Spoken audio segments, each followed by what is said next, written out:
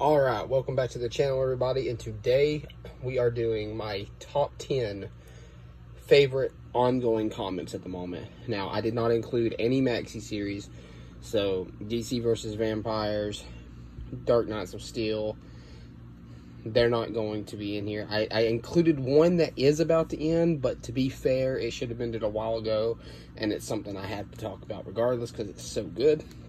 But, alright guys, this is the top 10 books that are ongoing, although, like I said, one's about to end, on my list. So at number 10, we have Carnage. Now, I know we are only 3 issues in, but this series is insanely cool. Like, and I don't have them out of the bag and board, so I'm not going to show any art.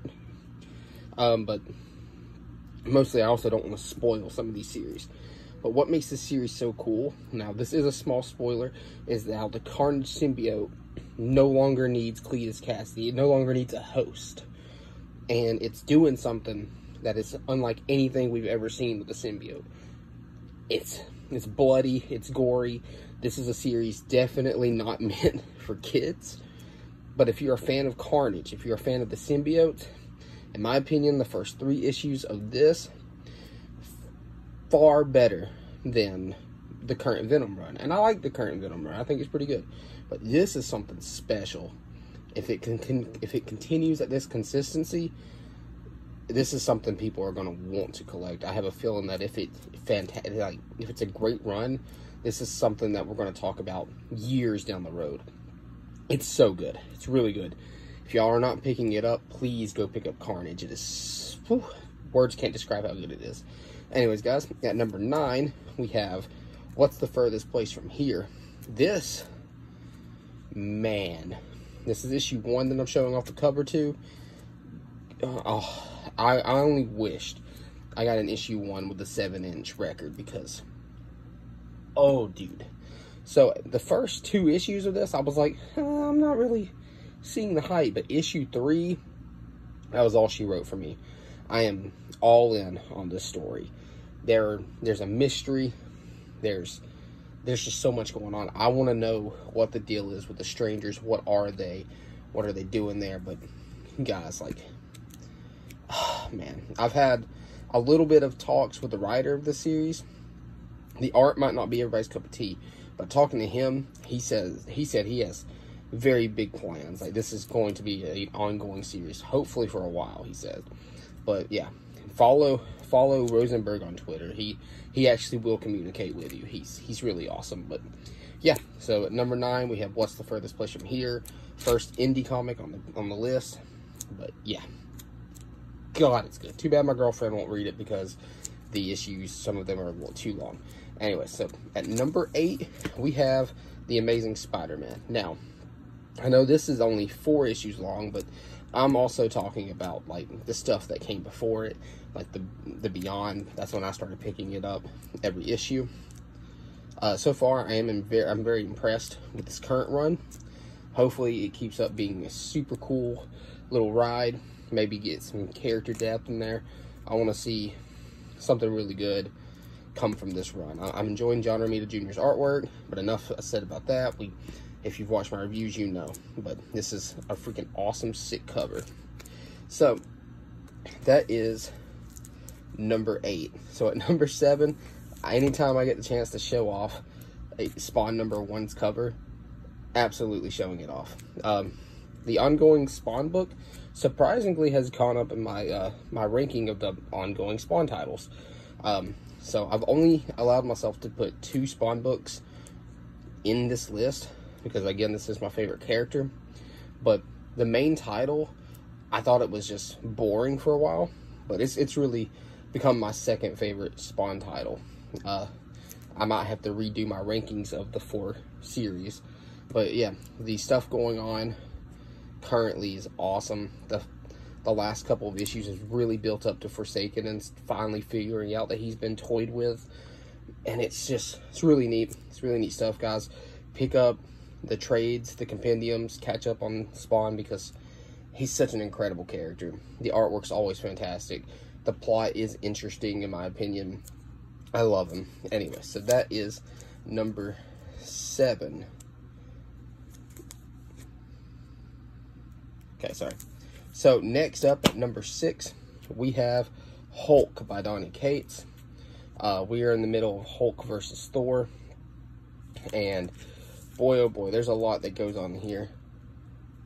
So, like, currently, you know, with everything happening, so Thor is now, like, he's also a Hulk. It's really cool. We find out why Hulk is being hunted. The issue's just chaos. Really cool stuff. I was not a huge fan of Hulk being a freaking Megazord from Power Rangers, but it kind of grew on me. But yeah, so that is Hulk by Donny Cates, and you know, Ryan Stegman is on the art. And Ryan Stegman, what the heck was I saying? Ryan Otley.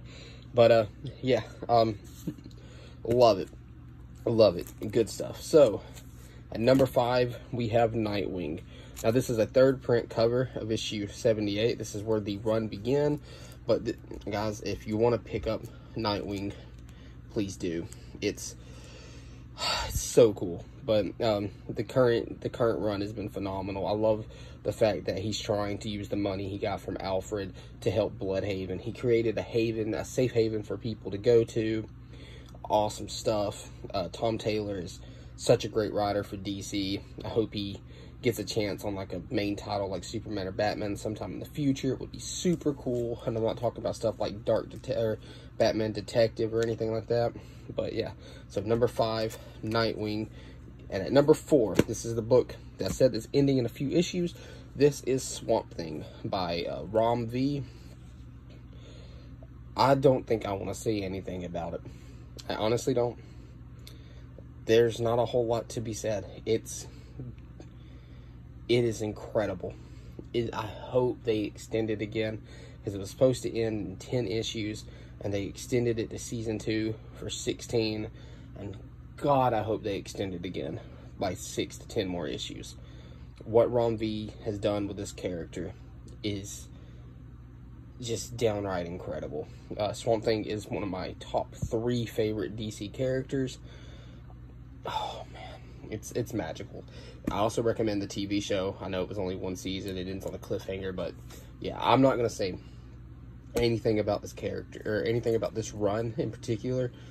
This is one of those where you have to go in blind, so I'm not saying nothing. Just know I highly recommend it. Fantastic stuff. Ron V did great on his 2 issues of Future State, and he's done fantastic on the 13 issues that are currently out, with issue 14 coming out this week. I cannot wait for it. So now we get to our top 3. My favorite Marvel book, Moon Knight. We had a pretty cool reveal of Stephen Grant coming back into Moon Knight. He wasn't actually part of this run. That was really neat. I'm so glad he saved Reese from actually becoming a monster. That was super awesome. It was great. The action is good. The art is probably the best in Marvel, in my opinion. I love the Hulk artwork. Carnage's art is really good. Venom's is pretty good. SpiderMan, John Romita Jr., love-hate relationship with the guy for most people. But Moon Knight, you cannot tell me that when you look at the art in this series that it's not something completely different. It is leagues better than a lot of things that I have seen on the shelves. But yeah, so at number 3 we have Moon Knight, and now at number 2 we have, in my opinion, the best indie comic on the shelves, unless you include Spawn as an indie. I'm not sure if I do anymore. But Something is Killing the Children. This, oh boy, this in my opinion is one of the best things I've ever read in my life. Oh man, Erica, who you're seeing on this cover, one of the greatest female characters I've ever seen.